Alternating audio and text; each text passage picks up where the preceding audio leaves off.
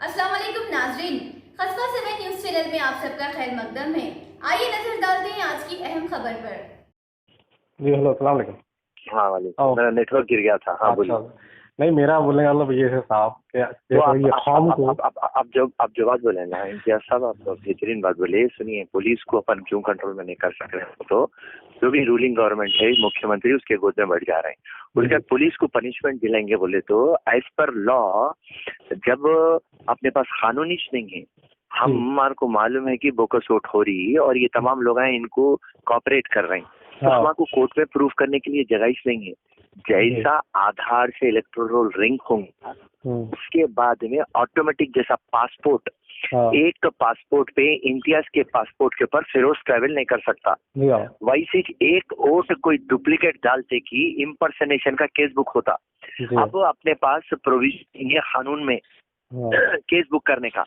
तो जब भी मैं इलेक्शन कमीशन को बोला तो उन्होंने बोले भाई अपने कानून में प्रोविजन नहीं है, फिर उसके लिए मनमानी हो रही। हम क्या करना, हम इलेक्शन कमीशन है, गवर्नमेंट की गवर्नमेंट है, वो डिसाइड करने का है, चाहे कांग्रेस हो बीजेपी हो। हमारे हाथ में कुछ भी नहीं है फिरोज खान। हमारा काम है इलेक्शन करा देना, तब देना, गिना देना, डिसीजन दे देना, चले जाना। आप जितने भी बातें बोल रहे हैं वो प्यारे बातें बोल रहे हैं। आप 3 टाइम एमएलए हारे और आप बलि का बकरा बने, और आपकी जज्बात को हम कदर करते कि एक यंगस्टर के वैसा जो आप फाइट कर रहे हैं, एक दिन सिस्टम चेंज होता, आप सिस्टम चेंज कराइए। सिस्टम चेंज कराएंगे तो नेक्स्ट जनरेशन को ये प्रॉब्लम है। हम भी आपसे ये दुआ है कि आप जो कोशिश कर रहे हैं आपको अल्लाह हर कोशिश में आपको कामयाब करे, हम ये दुआ कर रहे हैं। लेकिन हमारी जो बात है ना कि आज भी तमाम नामपल्ली की आवाम ये चाहती है कि एक बार तो भी हमारे तरफ से हमारा फिरोज खान आना वही बोल के चाहती जी। हर कोई, ये बात आपको भी मालूम है और पूरी नामपल्ली की पूरी आवाम भी जानती जी। तो हम भी वही चाह रहे हैं कि आप इतने साल से आप कोशिश कर रहे हैं कांग्रेस में रह के कि मैं कौम की खिदमत करूंगा, मैं नामपल्ली की बोल के, नामपल्ली बोल के नहीं, आपके दिल में ये भी होगा कि मैं ओल्ड सिटी की आवाम के लिए भी खिदमत करूंगा बोल के भी है आपके दिल में, हम मानते हैं हम। लेकिन आप चारों तरफ से क्या नाकामियां हो रहे, जो आवाम को भी क्या एक दिल में वो हो जा रहा है, एक अफसोस वाला हो जा रहा। तो हम ये चाह रहे हैं कि अब आपको भी अच्छी तरीके से मालूम है कि टीआरएस से अगर बेहतरीन, अगर बीजेपी से कोई बेहतरीन पार्टी है तो वो है टीआरएस पार्टी है। मेरे को आप जो एक प्रश्न का आंसर दो। देखो आज कांग्रेस का हाल आपको महसूस हो रहा है कि 10 इयर्स तक कांग्रेस ना स्टेट में ना सेंटर में नहीं है, आपको महसूस हो रहा। एक बात, नेक्स्ट टीआरएस से इन लोगों का अलायंस है। तो अब मेरे वैसा बंदा जो कुछ करने आ रहा, रेवोल्यूशन या इनकलाब बोलो या इतिहास में कुछ लिखने को आ रहा, तो मैं मेरे वैसा बंदा जाऊं किधर मैं? अब देखिए, अब वो चारों तरफ से आप कोशिश कर रहे हैं कि मैं कैसा किसी भी तरह मैं यहाँ से करके मैं जीतूंगा बोल के बोल रहे, लेकिन अब आप बोल रहे इलाका एलायंस है। अब इलाका आपके साथ ऐसा कर दे रहे होंगे, तो लिहाजा आप खुद इनके पास आकर अपना होल्ड जमा लेना सब। जो पॉइंट एक बात है, होल्ड जमा लेना। अब देख रहे हैं, अब मेरे दिल में क्या इरादा है, तो अगर खुदा ना खासा 23 में अगर बीजेपी अगर तेलंगाना में अगर हुकूमत अगर जमा ली, तो आपको मैं ये बोल रहा हूँ कि ना ही इधर हिंदू को कुछ फायदा होगा और ना ही मुसलमानों को फायदा होगा। कैसा बोले तो अब ये लोग देखो, आज भी इंसानों से ज्यादा गौ माता को अपनी सेफ्टी दे रहे। अगर खुदा ना खासा अगर इनकी हुकूमत आ गई तो ये लोग भाड़ में गए इंसान, अब हमारी गौ माता बोल के और गैर मुस्लिमों को भी लाइट ले लेते हैं और मुसलमानों को भी लाइट ले लेते हैं। अब हमारे जो बड़े बड़े जो कुरैशियां जो खसाबों की दुकाना खोल के जो अपना पेट जो पाल रहे हैं, अब इन लोगों को मुर्गी बेच लो बोलना पड़ता है। मुर्गी बेच लो बोलना पड़ता, क्यों बोले? अब हुकूमत बीजेपी की आ गई। अब ओल्ड सिटी में अगर अब झंडा अगर एमआईएम पे अगर रखना है तो अभी एमआईएम वाले बीजेपी के आगे गिरते। अब ये सब बोलते देख भाई हमारा चार मीनार हमको दे दो, तुम लोग पूरी न्यू सिटी पूरा तेलंगाना तुम लोग ले लो, हमारा को सिर्फ हमारा ओल्ड सिटी हमारे को दे दो। तो ये भी लगा क्या करे मालूम, केसीआर साहब के साथ भी ऐसी मिलके करे लगा। अब केसीआर साहब भी क्या करे जान लो, वो अभी लोग आपको चार मीनार मांग रहे हैं, मेरे को पूरी तेलंगाना में तो दिख रहा था, मेरे को अभी क्या खुशखबरी है मेरे को, ये जो मेरे को बस मेरे लिए खुशी बोलते बोले। अब देख लो अब ओल्ड सिटी की हालत क्या है, अब आप अच्छी तरीके से जानते हैं। अब इनके खिलाफ अगर कोई भी अगर आवाज उठाया, चाहे वो सीनियर रन भी रन दो, बुढ़ा रन दो या नौजवान रन दो, सेकेंडली पार्ट 2 बन जाता। ऐसा है।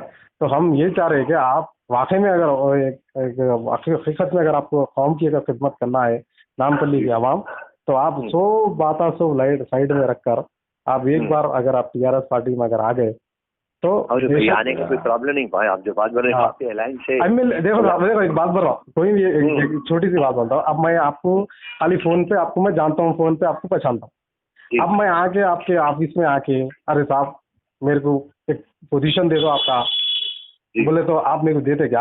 आप क्या बोलते पहले मेरे को, अरे क्या भाई तू पहले तू मेहनत कर, उसके बाद मैं तेरे को पोजीशन देता हूँ बोल के बोलते। तो लिहाजा बीजेपी पार्टी में भी आप जो जाके जो मुद्दे जो रखे, तो ये लोग भी ये बोलेंगे कि अरे भाई तुम पहले आए नहीं, तुम पहले एंट्री लेती कि तुम मेरे को एमपी की सीट दे दो, मेरे को उसकी सीट दे दो, बोले तो मेरे जो दूसरे जो वर्करा है क्या बोला खामोश बैठेंगे, इनाम ही नहीं बढ़ते। तो लिहाजा आपकी ख्वाहिश क्या थी, पहले एमएलए बनने की ख्वाहिश थी आपकी, तो आप एमएलए बन के क्या कौम की खिदमत करो ना था। ओके भैया सुनिए। ओके मैं एक स्ट्रेटेजिकली जो भी रखना है वो एमपी का बोल के बोला हूँ, क्योंकि बीजेपी का न्यू आइडियोलॉजी में उनके पास मुस्लिम्स और क्रिश्चियंस नहीं है। तो नई आइडियोलॉजी में उन लोग नया इंडिया डेवलप करने में उन्होंने मुस्लिम्स और क्रिश्चियंस को ले रहे हैं ऑन बोर्ड। उसके लिए वेस्ट बंगाल में उन लोग 6 MLA मुस्लिम्स को टिकट दिए। सो ये पूरे चीजें एक डेवलपमेंट चेंजेस है। तो आप जो प्रपोजल दिए बहुत अच्छा प्रपोजल दिए, बट अनफॉर्चुनेट क्या है बोले तो क्या बोलते हैं, एक टाइम में 3-4 टाइम हमारे चाहने वाले वैश्य के केटीआर के करीबी है, उनके दोस्ता है पर्सनली। सो उन्ना भी मेरे दोस्ता है। तो 3-4 टाइम बोले तो उन्हें भी पलट के बोला अरे सुपर कैंडिडेट है रे भाई उन्हें, मगर क्या करेंगे, उनका इनका 36 का आंकड़ा है, अब इनको टिकट ना को दियो बोलते उन लोग, ना कुछ तो भी चेयरमैनशिप दे दो बोलते, एमएलसी दे दो बोलते, फिर एमएलसी दे के मिनिस्टर भी नहीं देना बोलते। वैसे फिरोज खान अगर से चेयरमैनशिप और एमएलसी के लिए रेडी है बोल तो आजा बोलो 1.5 ईयर में जो भी है ले लो बोलो उसको बोल के 2-3 टाइम बातचीत हो चुकी। तो ये सीन है। अब ये सीन के अंदर क्या है बोल तो जब तक आप पब्लिक में जाके पब्लिक के वोटा नहीं लेंगे और पब्लिक के वोटा ले लेके आप क़यादत में नहीं आएंगे, तो आप ये जो इनकलाब, रेवोल्यूशन, चेंज, ये तमाम चीज़ें करना चाह रहे हैं, इट इज नॉट पॉसिबल। आप पावर में आ जा सकते, बट ओनली आपकी फैमिली, आपके सिंडिकेट को आप डेवलप कर सकते। आप जो कॉमन आदमी के लिए सोच रहे हैं कुछ मैं ऐसा काम करके जाऊंगा जो लोग याद रखना, क्योंकि मेरा नजरिया लाइफ का क्या है बोले तो जिस दिन मैं मरूंगा उस दिन 50 साल जने आना खबरस्तान, कम से कम एक स्टैचू बनना मेरा, ये है फीलिंग्स मेरी। आरजी दुनिया है, आपको भी मालूम, मेरे को भी मालूम, और बहुत कम लोगों को एहसास होता कि रोज आरजी दुनिया है। मैं रोज मॉर्निंग उठते कि एक ही चीज बोलता हूँ, थैंक यू अल्लाह मियाँ 24 आवर्स आप दिए, कल रहता मेरे को नहीं रहता। ट्रेन में चढ़े हुए हैं, स्टेशन तो आता मगर लोगों को खबर नहीं रहती। एवरी डे 2 मौता है मिनिमम अटेंड करता हूँ और क्या बोलता हूँ, अरे आज तेरी बारी, कल मेरी बारी, कल मेरी बारी। तो ये पूरी चीज़ कुछ एक हट के देखिए, पॉलिटिशियंस बहुत रहते, 98% आर पॉलिटिशियंस, 2% आर लीडर्स, और 2% लीडर की फितरत, वो डीएनए मेरे खून में है वो। तो ये अब ये चीज में है बात, रोज आगे बढ़ते जा रही है, सिचुएशन पूरा ऐसा है। तो अब इसके अंदर कुछ करना है तो किधर करना है, तो क्या रिस्क लेना है, ओके राइट। अब तक तो कैलकुलेटिव रिस्क लिए, अब जान का भी रिस्क लियो, लिए तो तुम जो रेवोल्यूशन चाह रहे हैं वो आ सकता नहीं, तो अगर से तुम ऐसा खामोश बैठ के ये पार्टियों में प्रलंग होंगे तो यहाँ तो रेवोल्यूशन आने वाला नहीं है। आप आपकी सिंपल लाइफ के स्टैंडर्ड को आप बढ़ा ले सकते, आप पावर में आ जा सकते, और जबरदस्त बेहतरीन जुबलीस में घर बना ले सकते, एक गोवा में एक फार्म हाउस बना ले सकते, वो आप कर ले सकते। बट जो अवाम के ताल्लुक से आप सोचे कुछ अलग हटके करके जाऊंगा, वो पॉसिबल नहीं है बोल के एक फीलिंग और एक अंदर की एक आवाज आते रहती है मेरे को।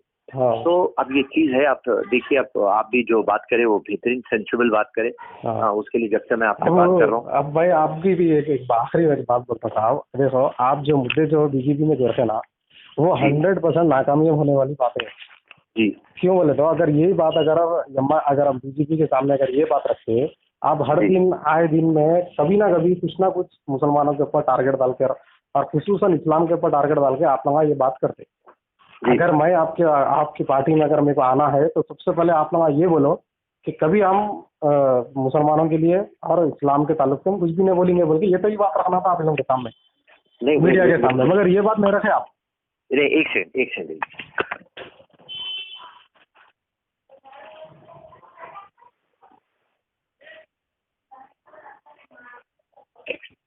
मैं बीजेपी वालों से सिर्फ ओनली 1 टाइम ही मिला।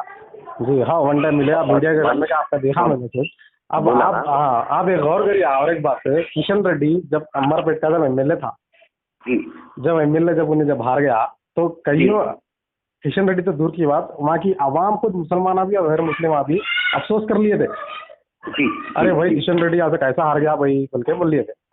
जी हाँ तो बहुत बहुत अफसोस कर लिए थे। क्यों अफसोस कर लिए थे वो, कि लोगों को मालूम है कि एक वाहिद एक जो बंदा है जो बीजेपी में, जो किशन रेड्डी है, जो पूरी इंसानियत को लेके चल रहा था जी हाँ वहाँ पर।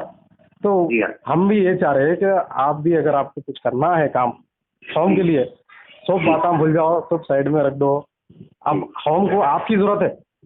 जी आप जैसे लोगों को, आप क्वालिफिकेशन अच्छे हैं अल्हम्दुलिल्लाह, जी, आप जी। कौम की खिदमत करने के लिए आप हमेशा आधी रात को भी रेडी हुए। आप वो नामपल्ली से आवाम बोल के नहीं, आप जी, कहीं भी गए, आप ओल्ड सिटी में जी। चले गए, हर ओल्ड सिटी के पूरे जगह गए, और आज भी पूरे मुसलमान आपको पसंद करते, खवातीन से लेके मर्द हजरात से लेके बूढ़े से लेके हर कोई भाई फिरोज खान इज ग्रेट बोलते तो लिहाजा हम आइए, आप जैसे लोगों की हकीकत में जरूरत है पार्टियों में। जी जी, अगर हम आपको अगर तेलंगाना में अगर बीजेपी को अगर हराना है तो वो एक ही जमात है, वो है टीआरएस पार्टी। जी जी बेशक इसके साथ रहना पढ़ना जरूरी है हमारा। आप जो बात बोल रहे हैं वो मैं भी आप बात को इकरार कर रहा हूँ ना, मैं वहाँ की डिफिकल्टी भी बता रहा हूँ आपको। बता नहीं, अब बोलो कम बस। आप एमपी बोले तो कोई भी क्या तो नहीं एमपी एमएलए थे तो मेरा एरिया में एमएलए टीआरएस की तरफ से। ओके आप नहीं ये प्रपोजल में एमएलए का ही डाला था वहाँ पे। अच्छा, टीआरएस पार्टी में एमएलए का डाले थे, वो कब डाले थे साहब? आप कहीं 5 साल पहले की बात बोल रहे हैं? 5 साल के बाद भी, और एक 6 मंथ पहले भी क्या बोलते हैं। अच्छा। वो हमारे जो मैं आपको बोलो ना, करीबी दोस्त था जो राजूज है जी। अब देखो ना साहब, अब तो 23 नजदीक आ रहा ना, अब तो 21 का। ओके चलिए फिर मैं चलिए आप जो बात बोले चलिए फाइन। एक बार बिस्मिल्लाह बोल के कोशिश करो। चलिए एक 10 डेज में मैं क्या बोलते हैं बात कर लेता हूँ। हाँ, अब अपलोड करो एक वीडियो, अब मीडिया के सामने रखो। मैं टीआरएस पार्टी में ज्वाइन होने के लिए तैयार हूँ। मेरे को मेरी कौम खुद मेरे को चाह रही है कि मैं टीआरएस में आऊँ, ऐसा बोला आपसे। मेरी नामपल्ली की आवाम खुद चाह रही है मेरे को कि मैं टीआरएस में आऊँ बोल के। तो मैं आप लोगों से मैं अपील कर रहा हूँ कि मुझे मेरा एरिया, मेरा जो नामपल्ली जो एरिया है, मेरे को एरिया से मेरे को नामपल्ली की सीट से मेरे को एमएलए की सीट मेरे को दियो। अब यहाँ से एमआईएम को भी लड़ने दो, यहाँ से मेरे को भी लड़ने दो, हम दोनों लड़ेंगे। आवाम किसको जिताती देखेंगे भाई। हम ये मैं केसीआर से मैं वादा कर रहा हूँ, इंशाल्लाह मैं आपको जीत के बताऊंगा बोल के बोला। और हम एसी कार्ड की आवाम तो दूर की बात, नामपल्ली की पूरी आवाम भी आपके साथ खड़ी है। ओके, आप जो बात बोले उसके ऊपर मैं पक्का तवज्जो देता हूँ। इंशाल्लाह जरूर। हम ये कोशिश कर रहे साहब, बस आप आना, आप बस हम बीजेपी में बताओ। बस बीजेपी एक ऐसी पार्टी है साहब, ना मुसलमानों की है ना पर मुस्लिमों की। बस साइड में रख दो बीजेपी से। अगर हमारे को चार मीनार पे अपने को गुलाबी झंडा गड़ाना है, हमारे को बीजेपी का झंडा चढ़ाना नहीं है हमारे। बस हम ये चाह रहे हो, अब नामपल्ली पे भी इंशाल्लाह अगर आप कामयाब होंगे, ये इम्तियाज की बिल्डिंग के ऊपर गुलाबी झंडे के साथ फिरोज खान की फोटो रहेंगी। थैंक यू इंशाल्लाह जरूर। Thank you Allah.